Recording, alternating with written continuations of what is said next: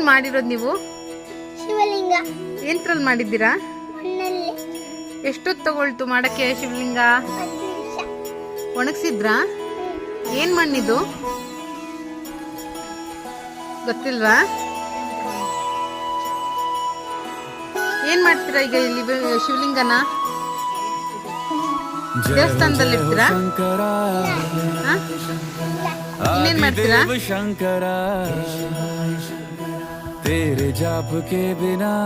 ಏನ್ ಮಾಡ್ತೀರಾ ಶಿವಲಿಂಗನ? ಇದು ಹೋಗುತ್ತೆ ನೋಡಿ ಶಿವಲಿಂಗ.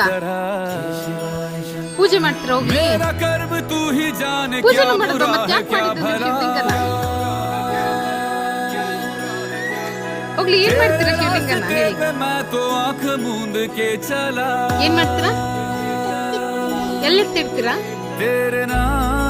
ಮನೇಲಿ ಇರ್ತಿರ್ತೀರಾ? ಈಚೆ ಕಡೆ ಬಾಗ್ಲಲ್ಲಿ ಇರ್ತೀರಾ? ಸರಿ ಸರಿ, ತುಂಬಾ ಚೆನ್ನಾಗಿದೆ.